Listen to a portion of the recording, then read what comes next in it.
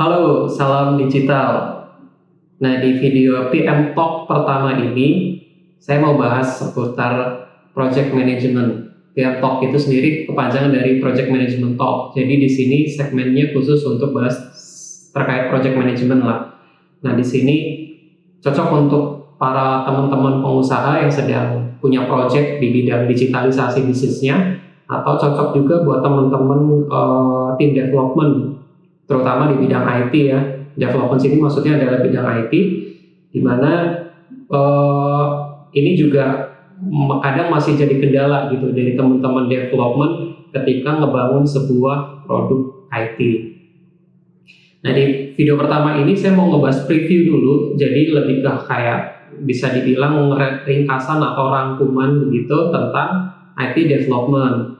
Jadi project management dari sebuah proses IT development itu seperti apa dari A sampai Z-nya nanti kita bahas secara ringkas saja. Untuk development IT sendiri sebenarnya ada 3 bagian utama ya. Yang pertama itu ada pre-development, yang kedua ada proses development, dan yang ketiga adalah post-development. Kita mulai dulu dari pre-development. Jadi pre-development ini adalah tahapan sebelum kita benar-benar masuk ke dalam proses development-nya itu sendiri. Di pre-development ini adalah ngumpulin semua yang klien butuhkan atau semua yang user butuhkan. Ya, dan juga kita bahas juga goals-nya nanti pengennya seperti apa gitu. Jadi misalkan bikin website-nya mau yang kayak gimana, bikin aplikasi yang seperti apa gitu. Nah, di pre-development ini ada 2 poin yang utama menurut saya. Yang pertama adalah analisis bisnisnya. Pertama adalah analisis bisnis, kita meeting dulu nih antara tim project manager biasanya dengan klien atau usernya. Di analisis bisnis ini goals-nya adalah nanti kita bisa merangkum yang namanya BRD, Business Requirement Document. Nah, di dokumen ini nanti akan dijabarkan semua fitur-fitur yang klien mau. Misalkan klien bikin website company profile misalnya. Nah, di situ pengennya ada halaman tentang visi perusahaan, misi perusahaan, kemudian ada news-nya juga. Sometimes ada juga yang pengen, misalkan sekarang lagi hype-nya tentang stock market gitu ya, pengen dipasangin stock market juga di situ. Nah, fitur-fitur apa aja sih yang klien pengen tampilkan di dalam website-nya nanti akan dirangkum di dalam BRD itu sendiri. Di BRD juga nanti ada yang namanya DOD. Ini yang sering kelupaan dalam sebuah project. DOD ini adalah Definition of Done. Jadi satu project ini dikatakan done atau selesai itu ketika apa? Targetnya itu apa? Hasil akhir yang dikatakan selesai itu seperti apa? Apakah website-nya sudah launching dengan fitur A, B, C, D, atau seperti apa? Nah, itu perlu ditentukan di awal. Supaya apa? Supaya proyeknya ini tidak melebar kemana-mana dan bisa fokus ketika proses development itu berlangsung. Kemudian poin kedua dari pre-development adalah design analysis. Nah, di sini adalah meeting antara klien atau user dengan tim desain.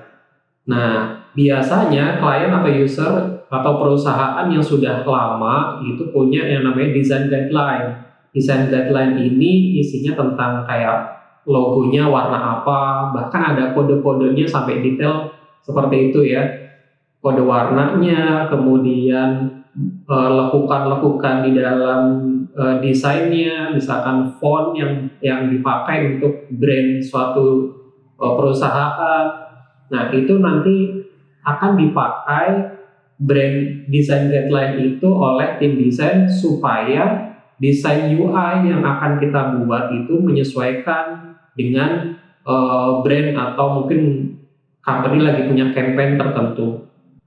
Nah, kadang juga perusahaan belum punya nih yang namanya design guideline. Nah, disinilah fungsinya tim desain juga untuk menginisiasi kira-kira brand yang mau ditonjolkan itu warnanya apa, looks-nya mau seperti apa, apakah mau yang mewah atau mau yang websitenya banyak promonya atau mau seperti apa.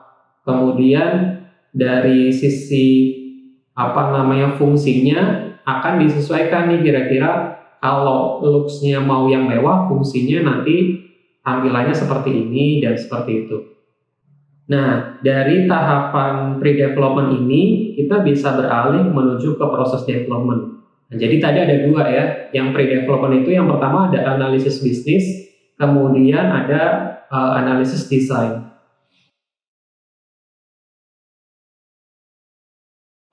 Proses development kita punya 4 poin. Ada 4 poin proses development di sini, di mana poin yang pertama adalah desainnya dulu. Jadi dari desain analisis yang tadi sudah dibuat atau dirancang, itu nanti tim desain akan ngebuatin yang namanya UI design. Goalsnya adalah mockup design tentunya. Nah, akan semakin baik lagi ketika tim desain juga punya yang namanya user testing, di mana dari mockup yang sudah dibuat itu nanti dibuat semacam prototype dan diuji ke user atau ke kliennya. Nah, di sini tujuannya adalah untuk mendapatkan user experience.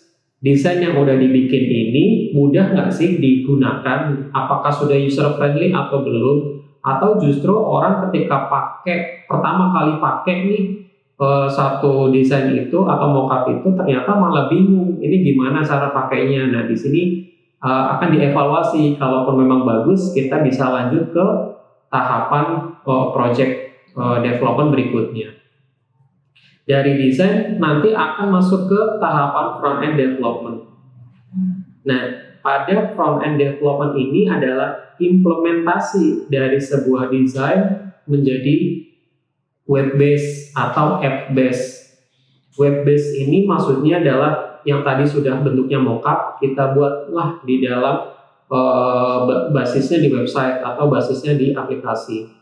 Nah, biasanya sih fungsi-fungsinya masih belum jalan ketika front end development. Ini biasanya baru bisa diklik-klik doang. Jadi misalkan dari menu home itu nanti ada menu-menunya, nah itu baru bisa diklik-klik aja itu menunya. Tahapan selanjutnya dari front end adalah back end development. Nah, pada back end development ini semua fitur difungsikan. Jadi misal di websitenya ada fungsi kalkulator untuk menghitung. Nah, kalkulator itu harus difungsikan supaya berjalan sebagaimana mestinya. Atau mungkin ada chatbotnya juga. Nah, chatbotnya harus bisa berfungsi, bisa dipakai, dan seterusnya. Ini adalah tugas dari tim backend development. Nah, dari desain sudah dibikin front end, fungsinya juga sudah jalan ketika backend development sudah dilakukan. Lanjut masuk ke QA. QA itu adalah quality assurance. Di sini tim QA fungsinya adalah melakukan pengecekan terhadap semua halaman dan fitur yang ada di dalam website atau di dalam aplikasi. Apakah semua sudah jalan normal atau belum. Jadi nanti akan dites nih satu-satu, tiap halaman dicek semua.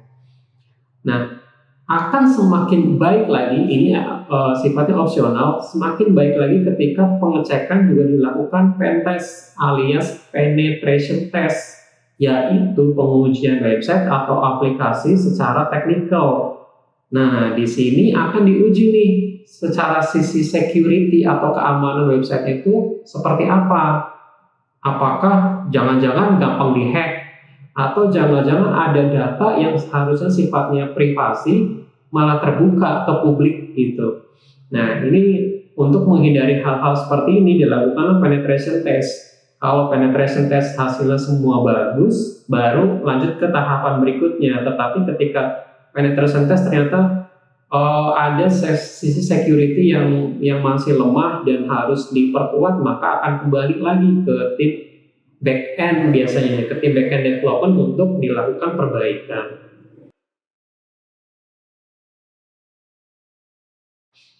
Lanjutnya adalah setelah proses development selesai, ada post development. Nah, di post development ini ada 2 poin yang pengen saya bahas. Yang pertama adalah training.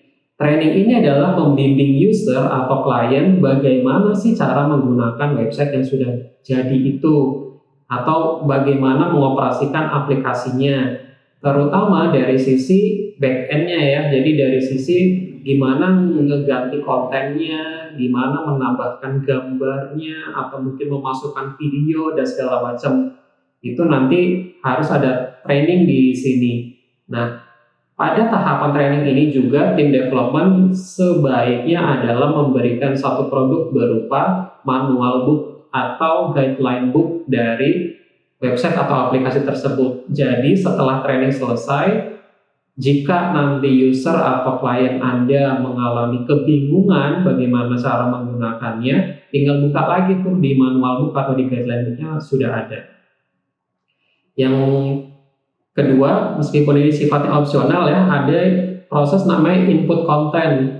Nah, di sini sometimes perusahaan itu nggak pengen ribet gitu ya, atau klien itu nggak pengen ribet untuk ngemikirin gimana konten di dalam suatu website. Jadi butuh satu tim namanya content writing, yang fungsinya adalah ya sesuai namanya content writing, yang ngebuat konten gitu. Jadi bagaimana membuat semua halaman di website atau di aplikasi itu kontennya itu terisi full gitu dan sesuai dengan brand yang dimiliki oleh perusahaan atau klien tersebut.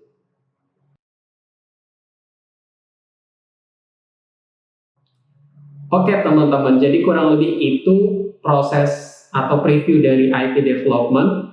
Jadi tadi ada 3 bagian utama. Yang pertama adalah pre-development, isinya adalah analisis bisnis dan desain analisis. Kemudian lanjut di proses development, yaitu ada tahapan design, front-end development, back-end development, dan juga QA.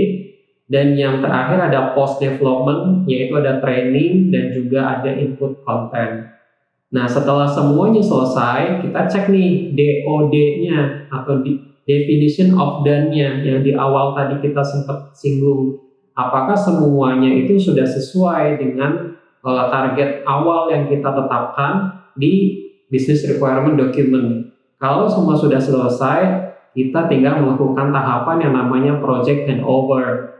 Project handover ini nanti ya pengalihan project dari si tim development dengan klien atau dengan perusahaan yang membuat atau usernya lah, seperti itu. Jadi di sini nanti akan ada ya mungkin semacam persetujuan gitu di atas kertas bahwa proyek ini sudah selesai dan sudah di handoverkan dari tim development ke klien atau ke usernya. Kurang lebih seperti itu untuk preview IT development yang ingin saya bahas. Dan kalau teman-teman ada ide atau masukan untuk ngebahas terkait dengan project management, silakan bisa komen di bawah.